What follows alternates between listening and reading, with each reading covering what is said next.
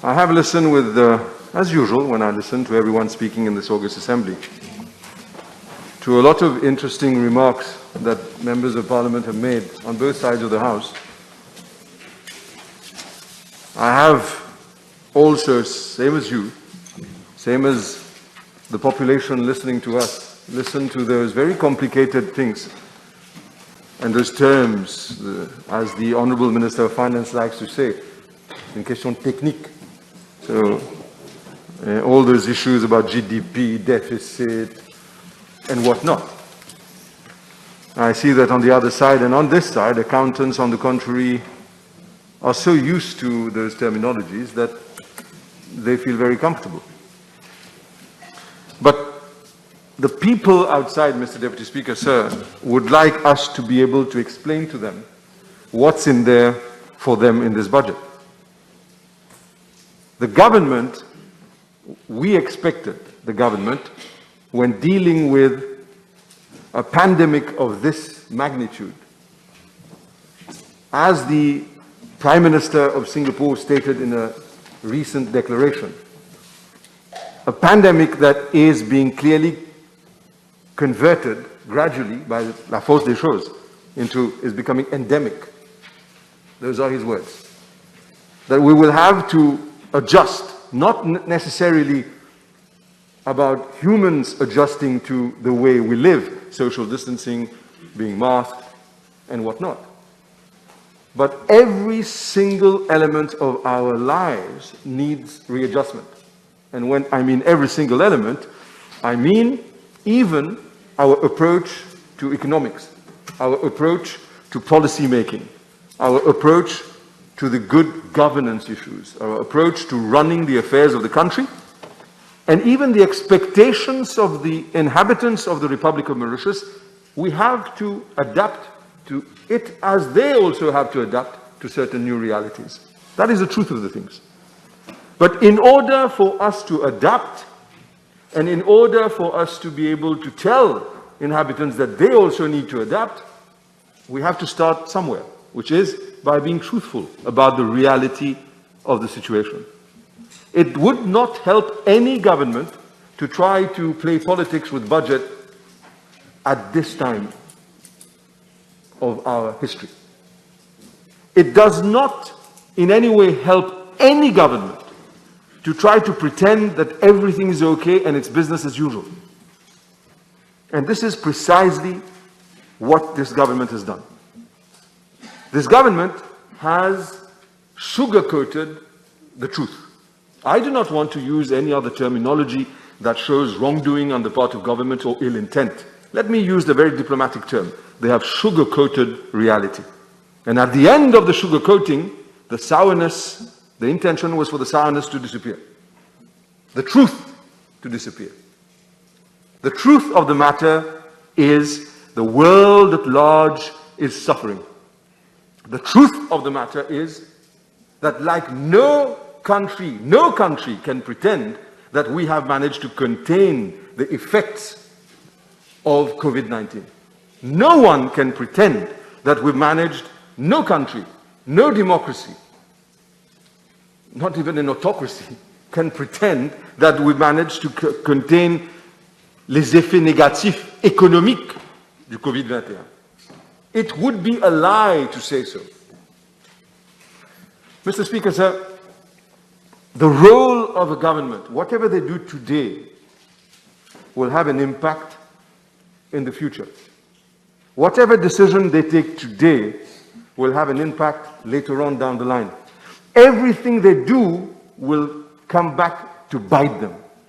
Reality always catches up. The truth always catches up. I have noted with a lot of interest that this budget has been built upon assumptions.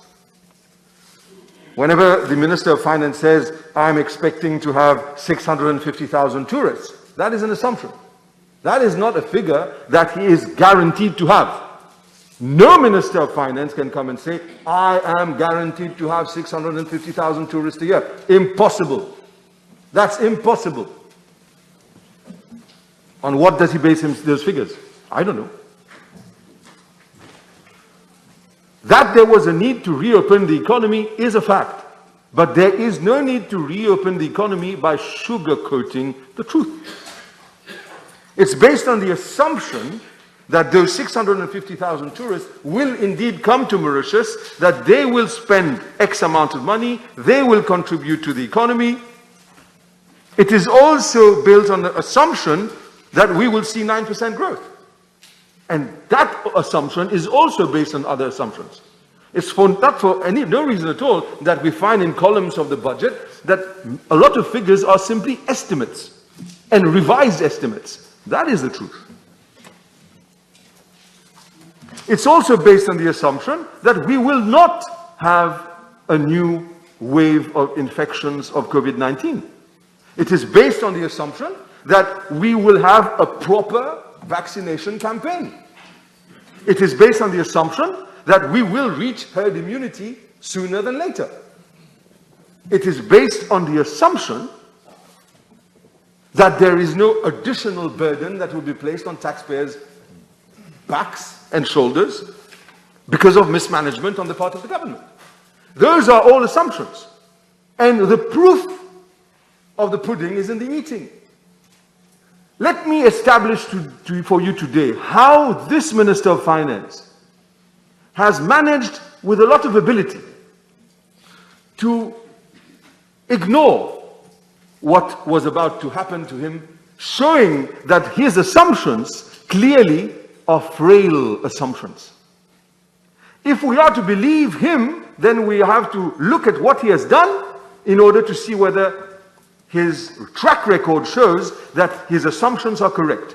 First question, why did he not, in his assumptions, consider the possibility of losing the case at the Privy Council concerning Betamax? First assumption, first question. It was logical for any responsible Minister of Finance to have factored in that possibility. But he did not factor in that possibility. Let me go back to history.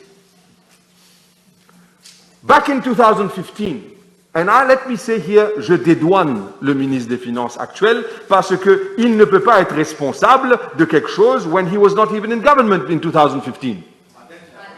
He was not.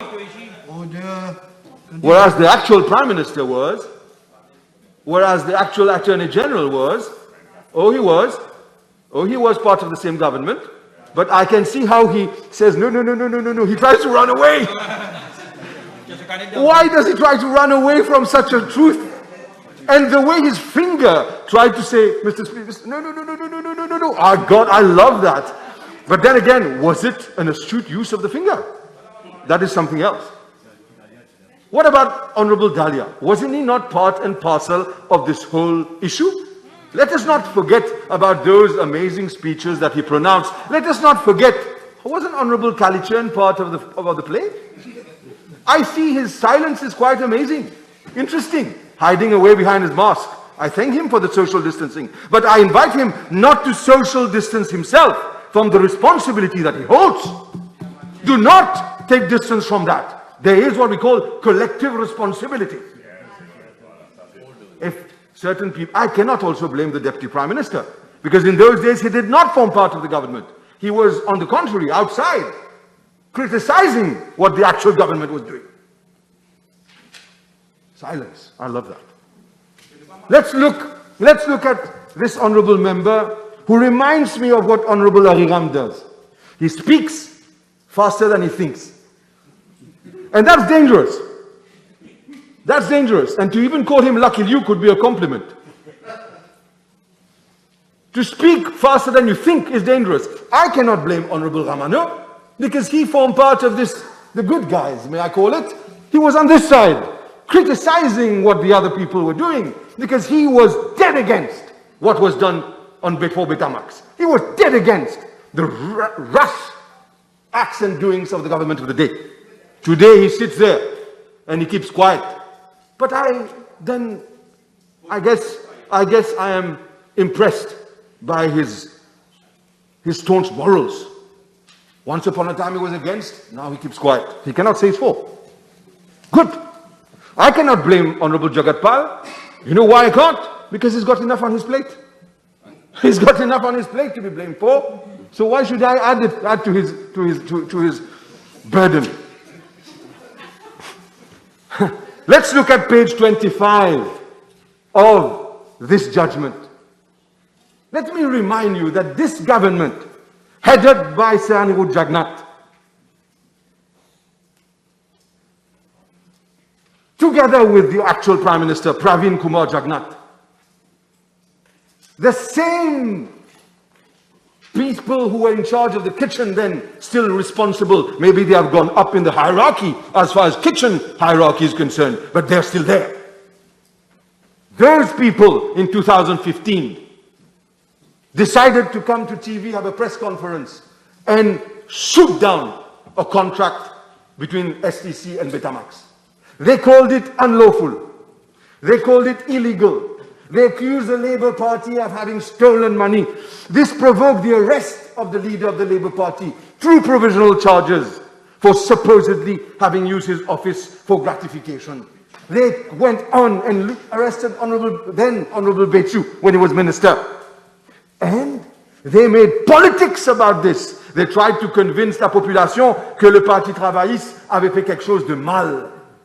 Que le Parti travailliste avait fait quelque chose d'illégal.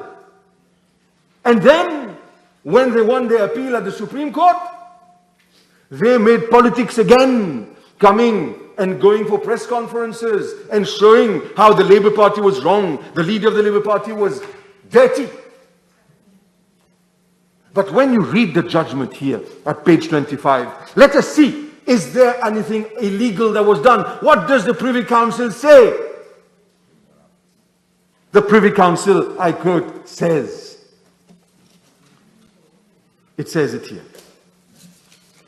The board will nonetheless set out the reasons for its view that arbitrator was correct in the conclusion he reached, that the contract of affreightment was exempted from the Public Procurement Act and the Public Procurement Regulations. And I read, look at that.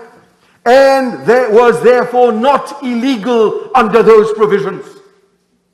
The Privy Council, the law lords say that whatever was done was therefore not illegal under those provisions. Whatever those ministers, whatever that government did, by destroying that contract for purely political reasons and nothing else, to satisfy the bloodthirsty politicians in order to have political supremacy, whereas they put on the back end of their interest the advancement of the country. Today the Privy Council comes and condemns that government decision by saying there was nothing illegal about it. Will we hear an apology on the part of those who form part of that government? Not. That's not enough. Let's go further. Page 40 of that judgment. And I ask the honorable ministers who look down, tell me and convince me that when you look down and do not hear, that you are not looking down and turn away in shame.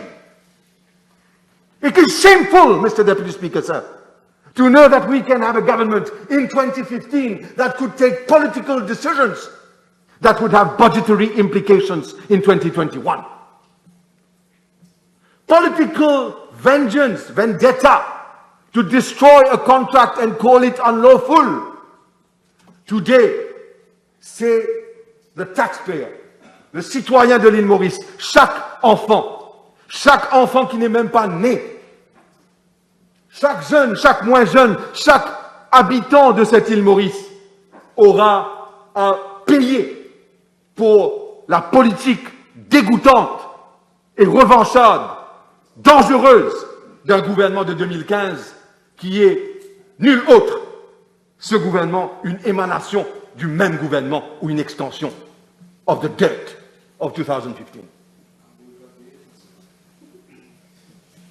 When you read page 40 of that judgment, I quote, as the board is of the view that the Supreme Court was not entitled to review the findings in the award on illegality, and the contract of affreightment was not in any event illegal, not in any event illegal, not in any event illegal.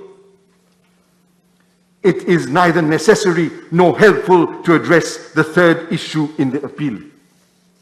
Very simple English.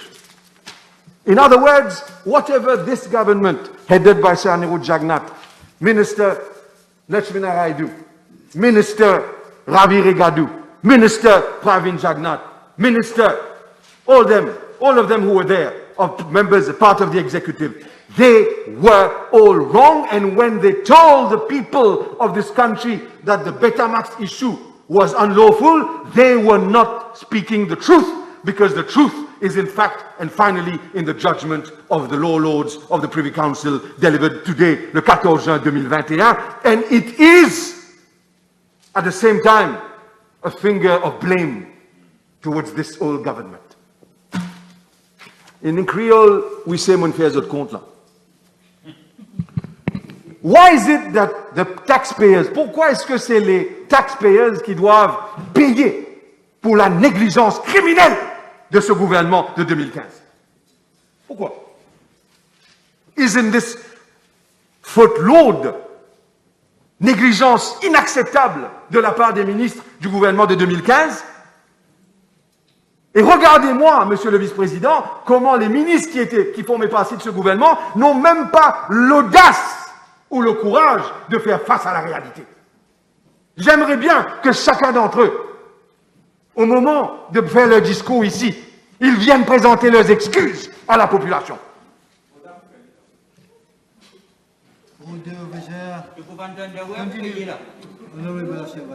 It would take 53 years for every single minister, every member of government, who would accept to be honorable enough to be responsible for that wrongful act, de payer pendant 53 ans leur salaire de ministre, mensuellement, pour arriver à un chiffre de 4,5 milliards. 53 years. Mais au lieu de cela, ils vont simplement se servir de mon bon ami, le ministre des Finances, et se servir de son ingéniosité et de sa capacité de jouer avec les chiffres, capacité que je n'ai pas, parce qu'il manipule et maîtrise avec une certaine dextérité les techniques économiques que je ne veux pas pouvoir maîtriser, parce que it's beyond my capacity, and I do not want, even if I had that capacity, I would not go his way, and I'll get to the second stage of my intervention to explain why. They will use him in order to come and take the blame, just like they used Honorable Jagat Pal to come and change a decision for a fact-finding committee. But anyway, then again, if you have dignity, you resign. If you don't, you don't resign. Il faut tout pour faire un monde. So, let's look at them. And I'm happy Honorable Kalichan is here, who's a good friend, who's known in the public for someone who does not hesitate to have proper, constructive debates on issues. And I'd like to underline that. And I'm not saying that to embarrass him, even though if you may feel embarrassed, that was not my intention. Because very often people don't like it that on the other side we can have debates with people on this side, specifically me. But anyway, I guess they're afraid. Now, let's look at the document, because the minister has another assumption, Minister of Finance. The Minister of Finance says that there are only 52,200 unemployed in Mauritius and not more than 9%. Okay. I put it to him, Mr. Deputy Speaker, sir, that his contention is fraught with irregularity and inexactitude. That is also me trying to be diplomatic. Last year I would have used another term, but I think I have to be diplomatic. When you're fraught with irregularity and inexactitude, you know exactly what it means. But when you do it en connaissance de cause, that is the danger. Let's look at the first document. The document Labor Force Employment and Unemployment Year 2020. And this is from the statistics of Mauritius, and I'm going to use that document to prove today that what this government, headed by Sir Anirudh Jagannath's heir, the actual Prime Minister, said is not true. And I'll say how. I put it to him that today we have almost 100,000 people who are unemployed. 100,000 people unemployed. On a à peu près 100 000 chômeurs à l'île Maurice, Et je vais le prouver en utilisant ce document, qui est le document produit par Statistics Mauritius du ministère des Finances. Look at the first document on there. The first document, which are the key figures.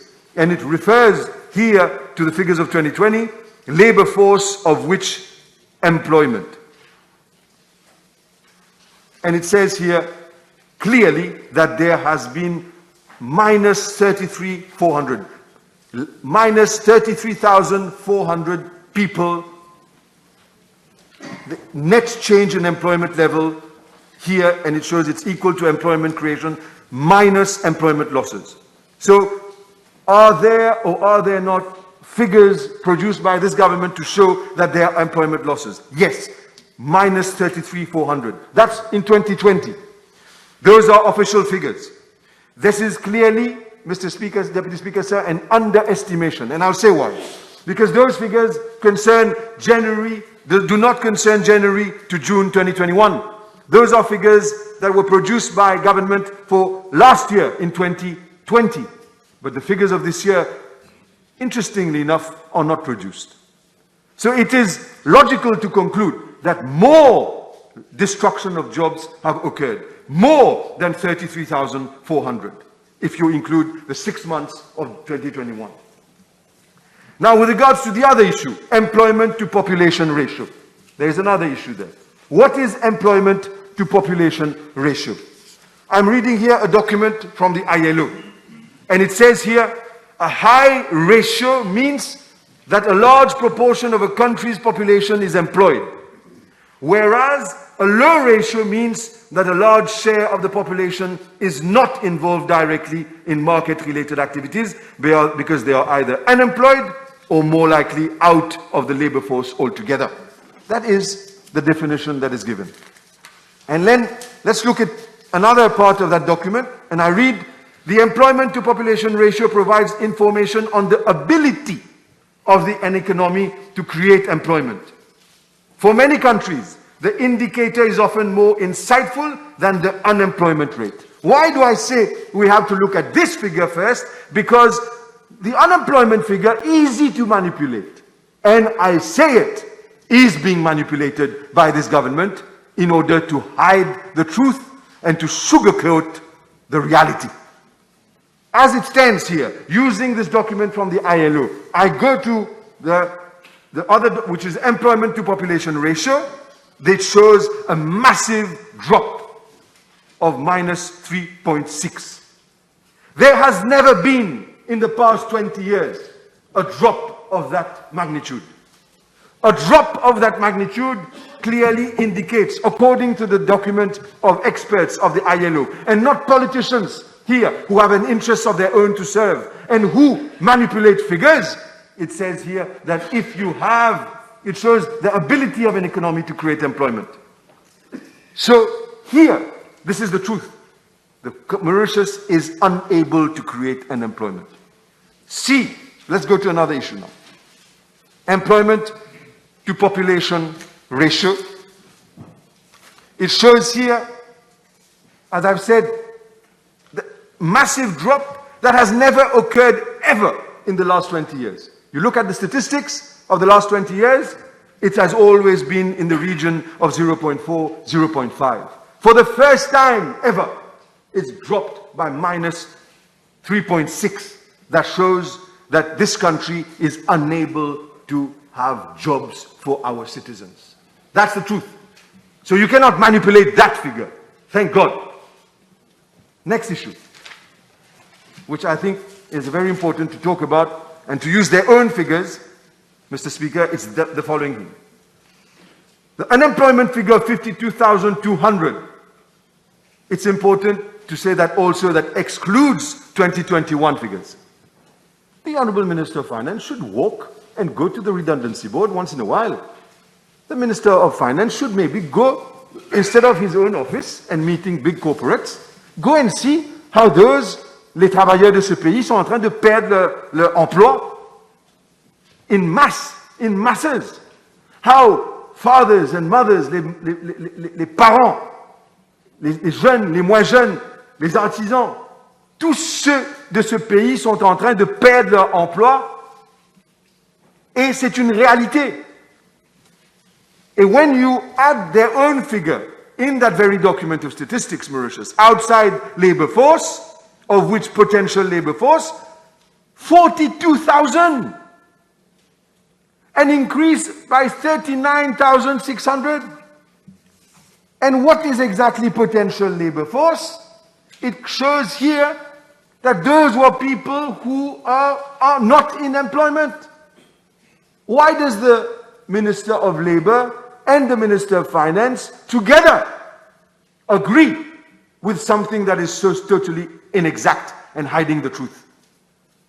Can you imagine a record increase of 39,600 for people who are outside labor force, of which potential labor force, and it is explained as potential labor refers to persons not in employment and who were not actively looking but were available for work. En d'autres mots, ils étaient sans emploi. And when you add the 52,200 to 42,000, it's 94,200 unemployed people in Mauritius today. That is the reality the Honourable Minister of Finance cannot run away from. And the truth of the matter is, those are figures of last year. January, February, March, April, May, June, those are not even computed in there. In other words, and I say it without hesitation, we have more than 100,000 people unemployed today in this country.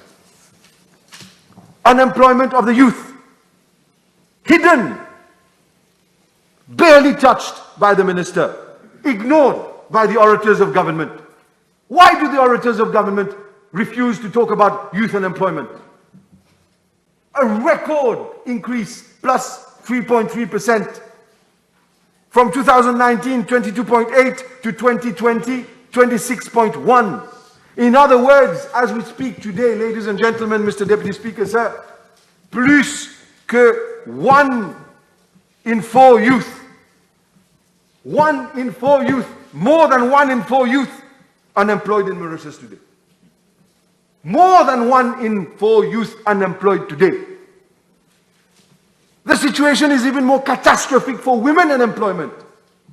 Women in employment, record-breaking figures. You can try to sugarcoat as much as you want, but it does not help policy making if you do not have the courage to speak the truth. It does not help medium-term and long-term planning. It cannot help us to get out du gouffre où on est aujourd'hui si on ne dit pas la vérité à la population. N'oublions pas quelque chose, Monsieur le Vice-président. Tout ce que je vous dis en ce qui concerne les chiffres du chômage, vertigineux. Vertigineux. Et aujourd'hui, le gouvernement ne peut pas le nier.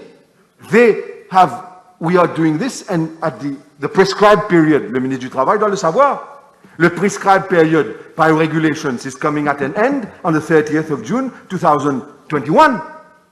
So all the stops that were put in to stop employers from sacking people for economic reasons will no longer exist after the 30th of June 2021. And has the Minister of Finance said they will implement a new regulation in order that those people cannot be sacked unless they go and take financial assistance? No? Why is it not referred to? Why he did not say that we will have an extension of that? But on the contrary, what he says is that only the wage assistance and self-employed assistance scheme in the tourism-related companies will be extended jusqu'au septembre 2021. What about all the rest? I say it clearly, with avoiding the truth, with sugarcoating, with not telling the people and not having the courage to tell the people that la vérité. As from the end of June 2021, the figure of more than 100,000 chômeurs va augmenter de façon vertigineuse, and we're going to hit the 150,000 chômeurs in no time, because this government did not have the courage to face la vérité en face. But instead, as the Honourable Leader of the Opposition said, they chose to sugarcoat in order to prepare a re-election in 2024.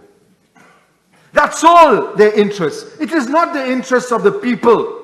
They will not even sacrifice power for the benefit of the country. They will concentrate on the necessity to retain power, even if it is au détriment de la République. So, when I hear those speeches of the young members of parliament from the other side, posterity will run after you one day. History, people will run after you one day and tell you, why is it that you did not have the courage to tell us the truth? Something else I'd like to also say. Why is it that the figures of the Statistics Mauritius do not refer to underemployment anymore? The ILO says that you need to include underemployment. I'm referring today to the document of the Mauritius Commercial Bank Focus. In 2018, we had labor underutilization of 168,000.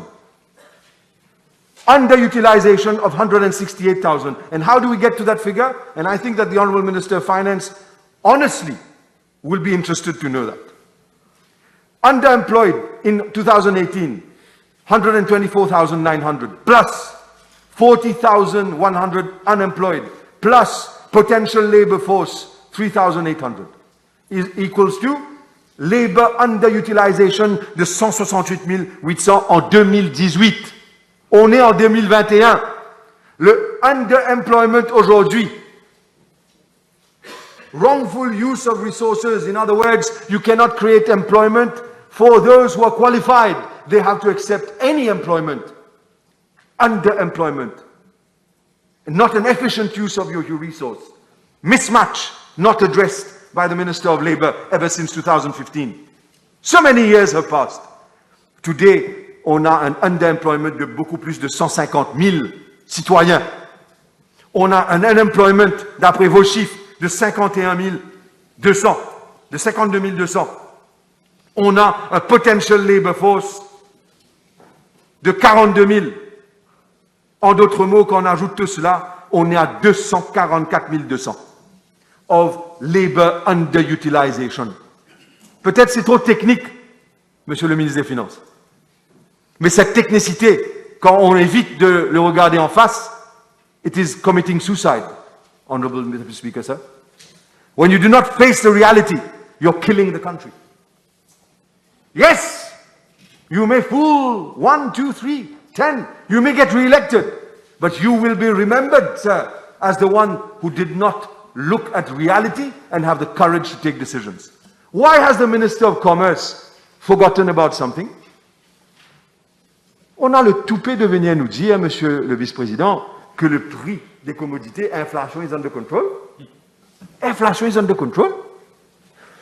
On le va dire, tous ceux qui me regardent aujourd'hui, quand on va faire nos achats, on le sait que les articles, food commodities, on average, an increase of 20 to 25%. That is a fact in our bill. When we look at it at the end of the month, it has increased by 20 à 25%, ou même 30%. It's a fact. From milk, to meat, to chicken, dairy products, it's all increased. And we're going to have increase of fuel again, 2 rupees on each liter, to pay for vaccination, and the surplus is going to keep, and he's going to have, en d'autres mots, he didn't tell us about that, and maybe because of Betamax, il faut mettre encore 2 roupies ou 3 roupies là, pour pouvoir payer les erreurs du passé de ce gouvernement. So, Mr. Deputy Speaker, sir, we have people outside of this assembly who can't afford to eat properly, who can't afford to eat as they used to in the past. Their children have to sacrifice themselves because of la cherté de la vie. That is the reality. As I said, the bread and butter things, as my honorable friend, Honorable Boulel, always says, the bread and butter things in politics, nothing else. Emploi, coût de la vie. Today, when the Honorable Minister of Finance sends his officers at the end of the month to supermarkets to have a survey, at the time when supermarkets are having promotions, and you're going to have a manipulated inflation figure. Very good. Maybe that will satisfy his ego. Maybe that will satisfy the ego of the Prime Minister, Pravin Kumar Jagannath. Maybe that will satisfy those who are behind the curtains. But the reality is, et même aux jeunes membres de l'Assemblée nationale, même s'ils sont de l'autre côté de la Chambre, je ne mens pas quand je dis que la vie, la cherté de la vie, is a serious issue today. We cannot pretend that it's not. You have to face your constituents.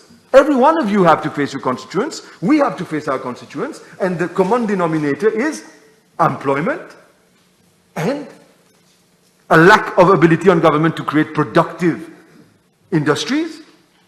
Nothing in the budget to create employment. You talk about pharmaceutical industry. You're talking about manufacturing vaccination in Mauritius. When will that see the day? 2 years, 3 years' time? With a tax holiday of 3%? Over 8 years?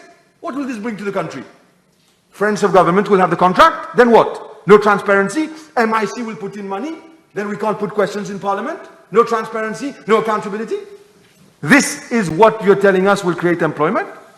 So I say again to members of the other side, the young backbenchers, I am not taking away from them their right to love their party, their loyalty to their party. I salute you for that. But I ask you that you should show loyalty to the people first, not party politics. The people come first, not the party. The people out there, you will need to answer those questions. Why is it that no jobs are there? Why is it that decisions were taken to indebt each child, even the unborn, by almost 5 billion rupees, and the interest is going up every day? Why did you keep quiet and sit down and, in other words, participate to the crime? You will have to answer one day. Maybe not now, maybe in 5 years' time, maybe in 10 years' time. Your names will be written not in gold, not in gold. So, Madam, Mr. Deputy Speaker, sir, let me say that I've reached, you see, I'm looking at Honorable Ariram here, and it reminds me that he also was sitting down next to the former Minister of Commerce, saying how happy he was that the Labour Party was wrong and government was right when he won their case at the Supreme Court. Press conference. I remember him. What's he going to do now? Have a press conference? Maaf kar dijiye humko. Humne galat baat bola. I was wrong. Forgive me. Yeah.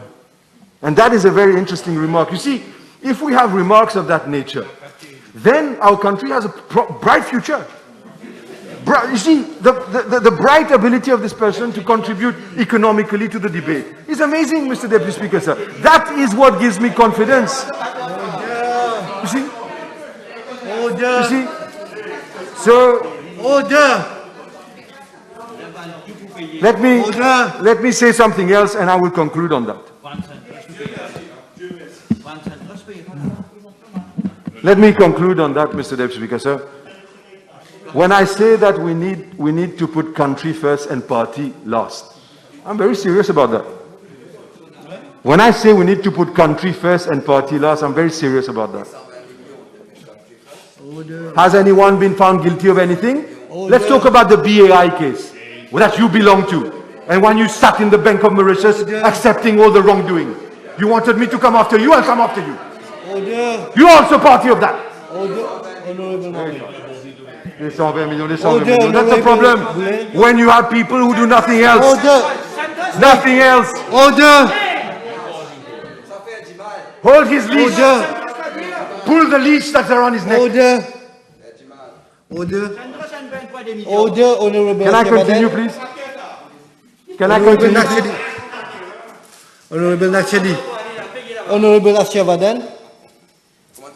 That's the second time I'm calling your name. Don't put me anywhere. Hey, Honorable Mohamed. Honorable Mohamed. Honorable Padia. Honorable Mohamed. I'm here to regulate your conduct. Please let me. Thank you very much. Please continue. I'm concluding. Yeah, and address to me. Thank you, sir. Thank you very much. So I'll address you, sir, because I mean you understand the concept, and I know for a fact that you understand the concept that one has to put country first in moments of such difficulty of COVID-19. No, don't go about like what I understand. No, all right, fair enough. Fair enough. It's a debate. Let me just say, I hope we all understand that. Yes. Okay. When I look at figures in this budget, for me, I'm convinced about one thing. There is the need, as a lot of experts say, that audacieux. Audacieux, why? As I've started out, and I'll finish on that same note, there is the need for us politicians to be able to show that we cannot simply divide the public sector and the private sector in terms of treatment. We cannot give security of tenure to some and then make others suffer financially. We cannot basically have a two-tier citizens and discriminate amongst our people. What I ask government to do is to realize that yes, and we accept that we are living through difficult times. And I believe that just like I'm the father of 4 children, many of us have families living here. We want our country to do better. Full stop. I'm not bothered about the colors here, red, mauve, blue, or orange. This is not the point. The point is, in the years to come, I'm going to be 53. And I hope that one day, that my children will not have to pay the consequences of negligence on the part of those governing the country. I'm not saying this government, I mean any government. There needs to be more responsibility and accountability. Because what is the bad news today, let alone the budget? The bad news today is that the ease with which this government, I do not find them at all bothered by this bill that is being slapped on the people of this country for almost 5 billion rupees because of their negligence. This has to change. If we are to go for a law that calls for responsibility and accountability, and not ministers hiding behind their permanent secretaries or chief executives, and where ministers are made to be able to be sued and prosecuted for wrong actions of this nature. It has to happen. Because I'm not saying there are not going to be ministers who will do wrong again in the future. I hope it doesn't happen. But if it does, there needs to be a change in the law and a change in mentality in order to discourage such actions. So we were at crossroads. And I think that the Honourable Minister of Finance has not shown him courageous enough. Now, I do not blame him personally. I think that he is obviously got his marching orders. He has to ensure that elections are won, even if the country comes last. He must ensure that governments, they can stay in government, power, they can stick to it, hold on to it, not go. As long as the country suffers, we will pretend and give and try to sugarcoat it again and again and again. Let's not forget that excess sugar does make people vomit. And I'm about to vomit when I leave that budget. Thank you.